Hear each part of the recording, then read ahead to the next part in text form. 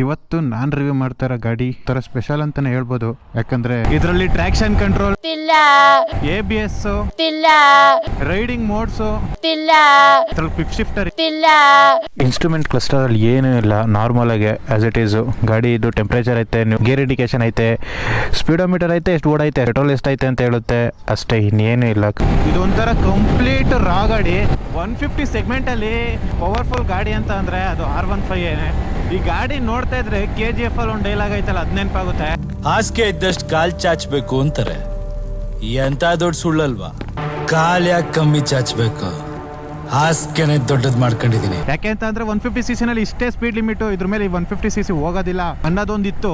But ಅದನ್ನ ಯಮಹಾದವರು VVA technology ತಂದು 150cc 200cc ಗಾಡಿಗೂ compete ಮಾಡುತ್ತೆ ಅಂತ ತೋರಿಸ್ಕೊಟ್ರು. ಈ ಗಾಡಿ ಆಲ್ಮೋಸ್ಟ್ ಆಲ್ ಇದ್ರ ಸೆಗ್ಮೆಂಟ್ ಅಲ್ಲಿ ಯಾವ ಗಾಡಿನ ಇದನ್ನ ಬೀಟ್ ಮಾಡೋದಕ್ಕೆ ಆಗೋದಿಲ್ಲ. ಯಾಕೆ ಅಂತಂದ್ರೆ ಇದು ಆಲ್ಮೋಸ್ಟ್ 200-250cc ಗಾಡಿಗಳಿಗೆಲ್ಲ ಕಾಂಪೀಟ್ ಮಾಡಕ್ ಹೋಗುತ್ತೆ. 18ನಲ್ಲಿ ಹೋದ್ರೂ ಅಷ್ಟೊಂದು ಫೀಲೇ ಕೊಡಲ್ವಲ್ಲ. ಅಣ್ಣ ಏನಾಯ್ತಣ್ಣ? ಯಾಕಣ್ಣ? ಇನ್ನು ಏನೋ ಬೇಕಣ್ಣ, ಬಿಡಿ ಮಾಡುವ ಅದಕ್ಕೇನಂತೆ. So fasten your seat belts.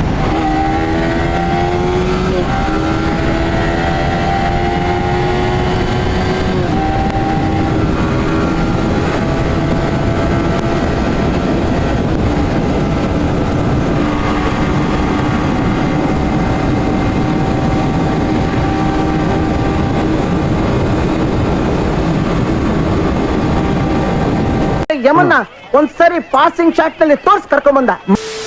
V3ನ 150 ಹೊಡೆದಿರೋದು ನೋಡಿದ್ದೀನಿ. ಬಟ್ ನಾನೇ ಇದ್ರಲ್ಲಿ ಹೊಡಿಯೋಕ್ಕಾಗಿದ್ದು ಬರೀ 138 ಬಿಕಾಸ್ ಆಫ್ ನನ್ನ ವೆಯ್ಟು. ನಾನೇ 80 kg ಇದ್ದೀನಿ. 80 kg ಹೊತ್ಕೊಂಡಿದ್ದು 140 ಹೊಡಿತೈತೆ ಅಂದರೆ ಇನ್ನೇನು. ರಾಕೆಟ್ ಇನ್ ಪಾಕೆಟ್ ಅಂತ ಅಂತಾರಲ್ಲ, ಈ ಗಾಡಿ ನೋಡಿ ಹೇಳ್ಬೋದು. VVA ಅಂತ ಅಂದರೆ ಯಾವುದೇ ಗಾಡಿ ಅಂತ ತೊಗೊಂಡ್ರು ವ್ಯಾಲ್ವ್ ಆಕ್ಚುಯೇಷನ್ನು ಡಿಪೆಂಡ್ಸ್ ಆನ್ ಕ್ಯಾಂಪ್ ಮೇಲೆ. ಸೊ ಆ ಕ್ಯಾಂಪು ಈ R15 ಅಲ್ಲಿ 2 ಕೊಟ್ಟಿರ್ತಾರೆ, ಅದನ್ನ ಪಕ್ಕಕ್ಕಿಡೋಣ. ಕ್ಯಾಂಪ್ದು ಕೆಲಸ ಏನಂದರೆ ನಂಬರ್ ಆಫ್ ರೊಟೇಷನ್ ಎಷ್ಟೇ ಇರಲಿ, ಅದು 100 RPM ಆಗಲಿ, 500 RPM ಆಗಲಿ, 1000 RPM ಆಗಲಿ, 10,000 RPM ಆಗಲಿ, ಸೇಮ್ ಕಾನ್ಸ್ಟೆಂಟ್ ಆಗಿ ರೊಟೇಟ್ ಮಾಡ್ತಾ ಇರುತ್ತೆ. ಬಟ್ R15 ಅಲ್ಲಿ ಯಾವ ಥರ ಮೆಕಾನಿಸಮ್ ಆಗೈತೆ ಅಂತ ಅಂದರೆ, ಅಟ್ ಸರ್ಟನ್ RPM ಅಂತ ಅಂದರೆ 7000 RPMನ ರೀಚ್ ಮಾಡಿದ್ಮೇಲೆ ಗಾಡಿ, ಸೊ ಆ ಕ್ಯಾಂಪ್ ಪ್ರೊಫೈಲ್ ಏನಿದೆ ಅದು ಫುಲ್ ಟೋಟಲಿ ಚೇಂಜ್ ಆಗುತ್ತೆ. ಇನ್ನೂ ಕ್ಲಿಯರಾಗಿ ಹೇಳಬೇಕು ಅಂತ ಅಂದರೆ, ಸುಮ್ಮನೆ ಕ್ಯಾಂಪ್ನ ಒಂದು ಚಕ್ರ ಥರ ತಿಳ್ಕೊಳ್ಳಿ. ಸುಮ್ಮನೆ ಆ ಥರ ಚಕ್ರ 2 ಇರುತ್ತೆ. ಇನ್ಲೆಟಿಂದ ಏರ್ ಫ್ಲೂ ಇಂಜಿನ್ಗೆ ಏನು ಬರುತ್ತೆ, ಸೊ ಅದನ್ನು 7000 RPM ರೀಚ್ ಆಗೋವರೆಗೂ ಬರೀ ಒಂದೇ ಒಂದು ಚಕ್ರ ತಿರುಗ್ತಾ ಇರುತ್ತೆ. ಅದರಿಂದ ನಮಗೆ ಎಫಿಷಿಯನ್ಸಿನೂ ಚೆನ್ನಾಗಿ ಸಿಗುತ್ತೆ ಆ್ಯಂಡ್ ಅದ್ರ ಪವರು ಕೂಡ ಒಂದು ಲೆವೆಲ್ ಆಗಿರುತ್ತೆ.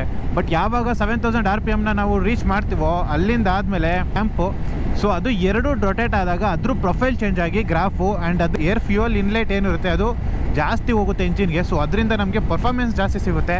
ಸೊ ಅದನ್ನು VVA ಅಂತ ಕರೀತಾರೆ. ನನ್ನ ಕೈಯಲ್ಲಿ ಹೆಂಗೆ ಅರ್ಥ ಮಾಡಿಸ್ಬೇಕು ಹಂಗೆ ಅರ್ಥ ಮಾಡಿಸಿದ್ದೀನಿ. ಕಮ್ಮಿ ಹೇಳಿದ್ರೆ ನಿಮ್ಗೆ ಅರ್ಥ ಆಗಲ್ಲ, ಜಾಸ್ತಿ ಹೇಳಿದ್ರೆ ನಿಮ್ಗೆ ಇಷ್ಟವೇ ಆಗಲ್ಲ. ಸೊ ಈ ಫೀಚರ್ಸ್ ಇರೋದ್ರಿಂದನೇ ಈ ಗಾಡಿ 200-250cc ಸೆಗ್ಮೆಂಟ್ಸ್ಗೆಲ್ಲತ್ಗೂ ಕಾಂಪೀಟ್ ಮಾಡೋಕೆ ಹೋಗೋದು. ಮುಂದೆಗಡೆ 100 ಸೆಕ್ಷನ್ ಟೈರ್ ಕೊಟ್ಟಿದ್ದಾನೆ, ಹಿಂದೆಗಡೆ 140 ಸೆಕ್ಷನ್ ಟೈರ್ ಕೊಟ್ಟಿದ್ದಾನೆ, ಮುಂದೆಗಡೆ 350mm ಡಿಸ್ಕ್ ಬ್ರೇಕ್ ಇದೆ, ಹಿಂದೆಗಡೆ 220mm ಡಿಸ್ಕ್ ಬ್ರೇಕ್ ಕೊಟ್ಟಿದ್ದಾನೆ. ಇದಕ್ಕೂ ಬ್ರೇಕ್ ಪ್ಯಾಡ್ಸ್ ಯೂಸ್ ಮಾಡಿರೋದು. ABS ಎಲ್ಲ ಬಂದಿದ್ದು 2019 ಬ್ಯಾಚಸ್ ಅಲ್ಲಿ, ಈ ಗಾಡಿ ಬಂದು 2018 ಗಾಡಿ. ಬರೀ ಡಿಸ್ಕ್ ಐತೆ. ಗಾಡಿ ಹೆಂಗೆ ಓಡಿಸಿದ್ರು ಏನೇ ಮಾಡಿದ್ರು ಎಲ್ಲ ಸೆಲ್ಫ್ ಕಂಟ್ರೋಲಲ್ಲೇ ಮಾಡಬೇಕು. ಇದನ್ನ ಗಾಡಿ ಕಂಟ್ರೋಲಲ್ಲಿ ಏನೂ ಇರಲ್ಲ. ಬಟ್ ಈಗ ಬರ್ತಿರೋ V4 ಅಲ್ಲೆಲ್ಲ ಆಲ್ಮೋಸ್ಟ್ ಆಲ್ ಸ್ಪೆಸಿಫಿಕೇಶನ್ ಗಾಡಿ ತನ್ನನ್ನು ತಾನೇ ಕಂಟ್ರೋಲ್ ಮಾಡ್ಕೊಳ್ಳೋ ಥರನೇ ಐತೆ. ಇವಾಗ V5 ಬೇರೆ ಬರ್ತೈತೆ ಅಂತ ಹೇಳ್ತಾ ಇದ್ದಾರೆ. ಅದರಲ್ಲಿ ಇನ್ನೂ ಕ್ರೇಜಿ ಫೀಚರ್ಸ್ ಐತೆ ಅಂತ ಹೇಳವ್ರೆ, ನೋಡಬೇಕು. ಬಿಕಾಸ್ ಏನಂದರೆ 150ಗೆ ಇಷ್ಟು ಸ್ಪೆಸಿಫಿಕೇಶನ್ ಫೀಚರ್ಸ್ ಕೊಡೋ ಅವಶ್ಯಕತೆನೇ ಇಲ್ಲ, ಆದರೂ ಕೊಡ್ತಾವ್ರೆ. BS3 ಮಾಡಲ್ಗಳು ಯಾವ್ಯಾವ್ದು ಗಾಡಿಗಳೈತೆ ಅದು one of the best time line. Because ಏನಂದರೆ ಅಂಥದ್ದು ಏನು ಇರಲಿಲ್ಲ ಆ ಗಾಡಿನಲ್ಲಿ, ಬರೀ ಪವರ್ ಕೊಡ್ತಾಯಿದ್ರು ಅಷ್ಟೇ. ಇವಾಗ ಕಾಂಪಿಟೇಷನ್ ಜಾಸ್ತಿ ಆದಮೇಲೆ ಜನಗಳನ್ನ ಮೆಚ್ಚೋಕ್ಕೆ ನನ್ನ ಹತ್ರ ಆ ಸ್ಪೆಸಿಫಿಕೇಶನ್ ಕೊಡ್ತೀನಿ, ನಾನು ಈ ಸ್ಪೆಸಿಫಿಕೇಶನ್ ಕೊಡ್ತೀನಿ ಅಂತ ಆ ಗಾಡಿಗೆ ತುರ್ಕೋಕ್ಕೂ ಜಾಗ ಇರಲ್ಲ, ಅಷ್ಟು ತುರ್ಕ್ಬಿಟ್ಟು ಸ್ಪೆಸಿಫಿಕೇಶನ್ ಕೊಟ್ಬಿಡ್ತಾರೆ. ಇನ್ನೂ ಕೆಲವೊಂದು ಗಾಡಿಗಳಿಗೆ ಇರ್ತವೆ ಆಲ್ಮೋಸ್ಟ್ 800-900cc ಕೊಡಬೇಕಾಗಿರೋ ಸ್ಪೆಸಿಫಿಕೇಶನ್ ಎಲ್ಲ ಬರೀ 300cc ಕೊಟ್ಬಿಟ್ಟು ಪ್ರೈಸ್ನು ಅಷ್ಟೇ ಹೈಕ್ ಮಾಡಿ ಇಟ್ಬಿಡ್ತಾರೆ. ನನ್ನ ಮಗ ಸುತ್ತಿ ಬಳಸಿ ಎಲ್ಲಿಗೆ ಬರ್ತಾವನೆ ಅಂತ ನಂಗೆ ಗೊತ್ತು. ಈ ಲೋ ಸೆಗ್ಮೆಂಟ್ ಗಾಡಿಗಳಿಗೆಲ್ಲ ಇದ್ರ ಅವಶ್ಯಕತೆನೇ ಇರೋದಿಲ್ಲ. ಇದರಲ್ಲಿ ರೇವ್ ಮ್ಯಾಚ್ ಎಲ್ಲ ಮಾಡ್ತೀನಿ ಅಂತ ಅಂದರೆ ಆರಾಮಾಗಿ ಮಾಡ್ಬೋದು. ಬಿಕಾಸ್ ಇದ್ರಲ್ಲಿ ಸ್ಲಿಪ್ಪರ್ ಕ್ಲಚ್ ಕೊಟ್ಟಿದ್ದಾನೆ. ಸ್ಲಿಪ್ಪರ್ ಕ್ಲಚ್ ಅಂತ ಅಂದರೆ ನೀವೇನಾದರೂ ಇಂಜಿನ್ ಬ್ರೇಕಿಂಗ್ ಮಾಡುವಾಗ ಅಥವಾ ಸಡನ್ ಆಗಿ ಡಿಆಕ್ಸಿಲೇಷನ್ ಮಾಡಿದಾಗ ಇಂಜಿನಲ್ಲಿರೋ RPMಗೂ ಹಿಂದೆಗಡೆ ವೀಲ್ ಇಡೋ ಸ್ಪೀಡ್ಗೂ ಆಲ್ ಆಫ್ ಎ ಸಡನ್ ಒಂದೇ ಸಲಿಗೆ ಅದು ಇಂಬ್ಯಾಲೆನ್ಸ್ ಆಗುತ್ತೆ. ಆವಾಗ ವೀಲು ಅಟ್ ಪರ್ಟಿಕ್ಯುಲರ್ ಟೈಮಲ್ಲಿ ಸ್ಟಕ್ ಆಗೋ ಚಾನ್ಸಸ್ ತುಂಬ ಇರುತ್ತೆ. ಅವಾಗ ಇಂಬ್ಯಾಲೆನ್ಸ್ ಆಗಿ ಗಾಡಿ ಬಿಡೋ ಚಾನ್ಸ್ ಇರುತ್ತೆ. ಆದರೆ ಸ್ಲಿಪ್ಪರ್ ಕ್ಲಚ್ ಇರೋದ್ರಿಂದ ವೀಲು ಮತ್ತು ಇಂಜಿನ್ ಸ್ಪೀಡ್ನ ಬ್ಯಾಲೆನ್ಸ್ ಮಾಡಿ ಇಟ್ಕೊಳ್ಳುತ್ತೆ. ಅಂತ ಅದು ಅವ್ನು ಭಾಷೆ ಮಾತಾಡಿದ್ದು ಅದೊಂದು ಭಾಷೆ ಏನ್ಲ. ಆ್ಯಂಡ್ ಇದು 155cc ಲಿಕ್ವಿಡ್ ಕೂಲ್ಡ್ ಇಂಜಿನ್ ಕೊಟ್ಟಿರೋದು.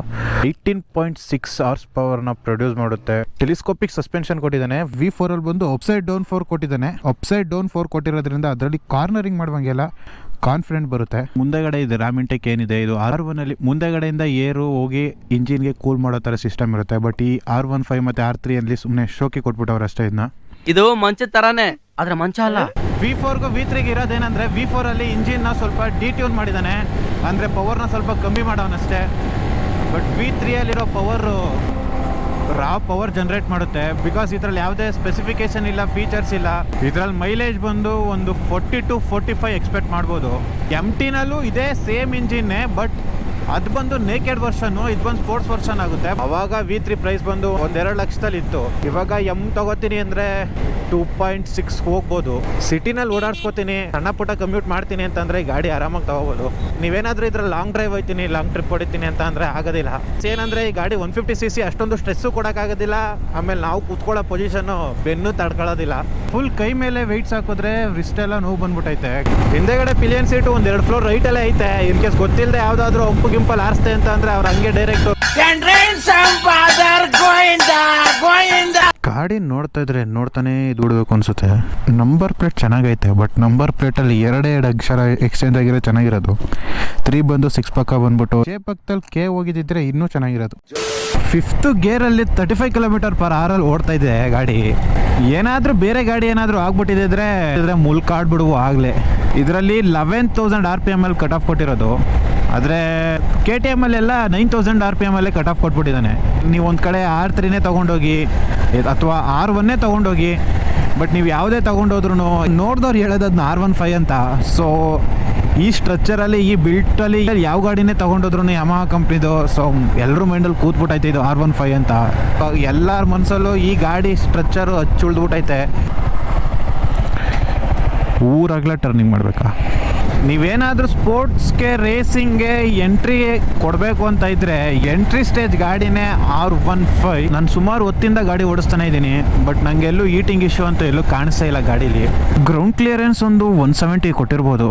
ಆ್ಯಕ್ಚುಲಿ ನಾನೊಂದು V3ಗೆ ABS ಇರುತ್ತೆ ಅಂತ ಅಂದ್ಕೊಂಡಿದ್ದೆ, ಬಟ್ ಆಮೇಲೆ ಗೊತ್ತಾಗಿದ್ದು 2019ಗೂ ಮುಂಚೆ ಯಾವಾಗ ಗಾಡಿ ಬರ್ತಿತ್ತೋ ಅದಕ್ಕೆಲ್ಲದಕ್ಕೂ ABS ಇಲ್ಲ. ಸೊ ಆಮೇಲೆ ಮ್ಯಾಂಡೇಟರಿ ಆದಮೇಲೆ 2019 ಇಯರಿಂದ ಬರೋ ಗಾಡಿಗಳಿಗೆಲ್ಲ ಅಟ್ಲೀಸ್ಟ್ ಸಿಂಗಲ್ ಚಾನಲ್ ಅಥವಾ ಡ್ಯುಯಲ್ ಚಾನಲ್ ABS ಕೊಡ್ತಾ ಇದ್ದಾರೆ ಪ್ರತಿ ಒಂದು ಗಾಡಿಲೂ, ಪ್ರತಿ ಒಂದು ಕಂಪ್ನಿನಲ್ಲೂ. ಯಾರು ಹೇಳಿದ್ರು ನಿಮಗೆ?